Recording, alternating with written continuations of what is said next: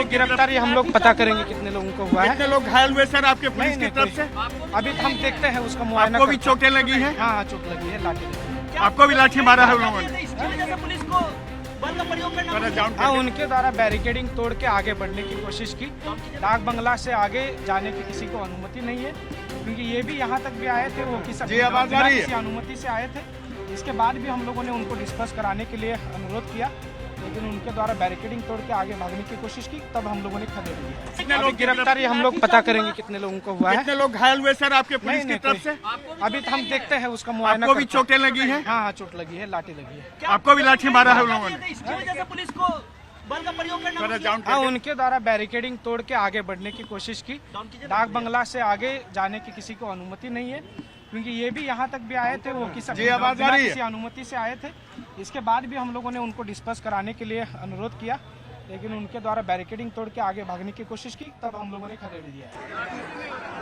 So that the decision that was taken by the Supreme Court be taken back, and we are here. देखिए, पटना के डाक बंगला चौराहा पर आज हम लोग आए हुए हैं और पूरे भारत बंद का कॉल था। इन लोगों की तानाशाही देख लीजिए। सुप्रीम कोर्ट और सरकार दोनों मिल करके साथ रख कर करके SC ST में OBC को EBC को घुसाने का काम किया है। SC ST में क्रीमी लेयर जो लाया, इसके विरोध में हम लोग भारत बंद किए हैं। आज हम लोग जो भारतीय जनता पार्टी की सरकार है, केंद्र में सरकार है, मनोवादियों की सरकार है, वह सुप्रीम कोर्ट के तालमेल से एक साजिश के तहत पूरे देश के दलितों को जो बांटने का काम किया है, उन्होंने जो वर्गीकरण करके और क्रिमिलेयर करके जो उन्होंने फैसला सुनाने का काम किया है, दलितों में तोड़ने का काम किया है, इसका विरोध को लेकर आज हम लोग पूरे भारत बंद का आह्वान किए हैं, जिसमें विभिन्न दलों के द्वारा, विभिन्न संगठनों के द्वारा यह जाम को अंजाम दिया जा रहा है। अगर सरकार इतना पर भी नहीं सुधरा, अगर इस कानून को निरस्त नहीं किया, केंद्र सरकार जो है, अगर इसके केंद्र सरकार तो कानून के खिलाफ ही है, वो कहाँ साथ दे रही है इस कानून के?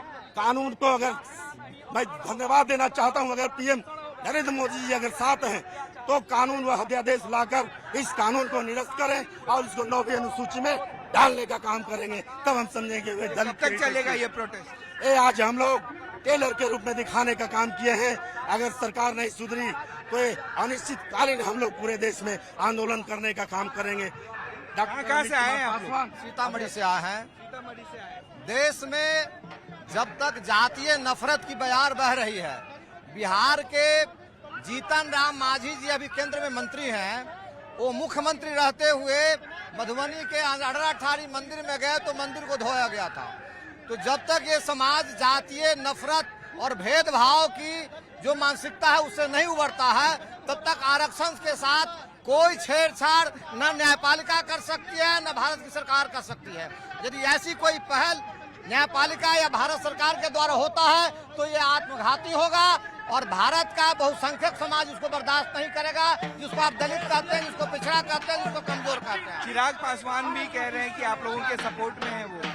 चिराग पासवान जी ने यदि महसूस किया है कि जिस सरकार में वो बैठे हैं वो सरकार दलितों के साथ, कमजोर तबकों के साथ नाइंसाफी कर रही है, तो उन्हें निर्णय लेना पड़ेगा उनको किस सांचे में रहना है, उन्हें सड़क पे रहना है या सत्ता में रहना है, ये चिराग पासवान जी को तय करना होगा।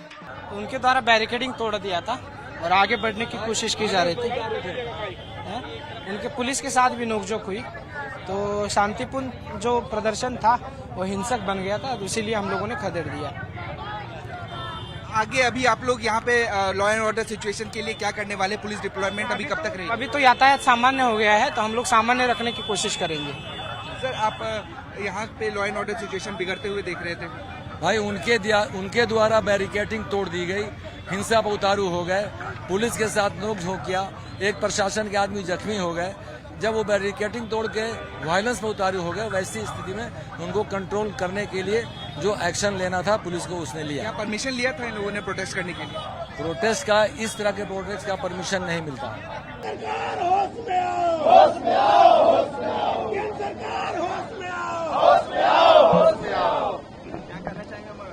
देखिए देखिए, हम लोगों ने भारत बंद का कॉल दिया था। आज हम लोग सड़कों पर इसलिए उतरे हैं कि माननीय सुप्रीम कोर्ट का हम लोग बहुत इज्जत कदर करते हैं, मगर सुप्रीम कोर्ट के द्वारा बार बार अनुसूचित जाति जनजाति के आरक्षण में छेड़छाड़, उनका वर्गीकरण, दलितों को बांटने का जो फैसला दिया, इससे पूरे देश के दलित में नाराजगी। इसलिए हम लोग भारत बंद, हम लोग मांग करते हैं केंद्र सरकार से, सुप्रीम कोर्ट का फैसला जो SC/ST वर्गीकरण का है, क्रीमी लेयर का है, उसको जल्द अध्यादेश ला करके कानून बना के केंद्र सरकार बंद करे। आर्टिकल 341 के तहत किसी भी स्टेट को ये पावर नहीं है कि दलितों की सूची में बंटवारा करे, आरक्षण का बंदरबाट करे। इसके बावजूद भी बीजेपी सरकार हरियाणा में कर रही है, पूरा कैबिनेट से पास कर दिया है। इससे पूरे देश के दलित, हम चाहते हैं कि आरक्षण को 9वीं अनुसूची में डाला जाए और निजी क्षेत्र न्यायपालिका में आरक्षण दे। हम लोगों को यह मांग है, पूरे देश में जाति जनगणना कराए। अगर सरकार दलितों की बात नहीं मांगती है तो हम लोग कुछ भी करने के लिए तैयार हैं, मगर आरक्षण से कोई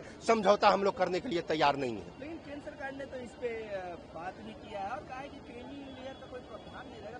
नहीं तो नहीं रहेगा तो केंद्र सरकार जो तो, और मोदी जी ने दलितों को बेवकूफ बनाया, पूरा MP को बुलवा करके बेवकूफ बनवाया। हरियाणा में उनका सरकार है ना, हरियाणा ने पूरा कैबिनेट पास कर दिया है कि SC/ST में वर्गीकरण होगा, क्रीमी लेयर लागू होगा, और यूपी तैयारी कर रहा है। तो हम लोग उसके खिलाफ और आक्रोशित है कि उन्होंने दलितों को, दलित सांसदों को, दलित नेताओं को बेवकूफ बनाने का काम किया। लेटरल एंट्री जो UPSC के माध्यम से था, अगर यही भारत बंद का असर है जो वापस लेना पड़ा सरकार को, उसमें आरक्षण का प्रावधान है, तो बार बार सरकार जो आरक्षण के खिलाफ में क्यों जा रही है? आरक्षण बाबा साहेब अम्बेडकर का जो संवैधानिक अधिकार हम लोगों को दिए हैं, इसलिए आरक्षण से कोई समझौता हम लोग नहीं करेंगे। बाबा साहब अम्बेडकर के संविधान और आरक्षण से कोई समझौता नहीं होने की बात भी केंद्र सरकार बार बार ये कह रही है, कोई आरक्षण से छेड़छाड़ नहीं होगा। बीजेपी के भी तमाम नेता ये कह रहे हैं, फिर ये प्रोटेस्ट तो कहने के बाद हरियाणा में कैसे कैबिनेट में पास हो गया कि आरक्षण का वर्गीकरण होगा? ये तो दलितों को धोखा देने का काम, मूर्ख बनाने का काम कर रहे हैं। सरकार में सत्ता में आ गए हैं, उसके बाद दलितों पर इतना अत्याचार हो रहा है,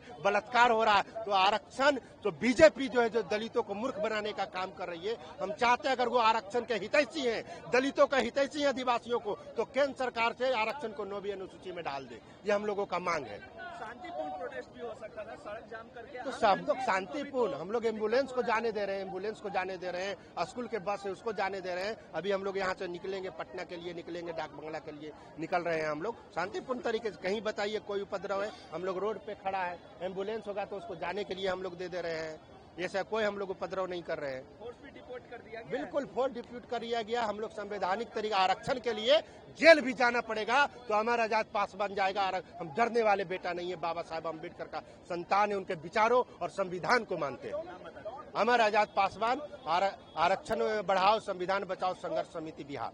जय जय जय जय जय भीम।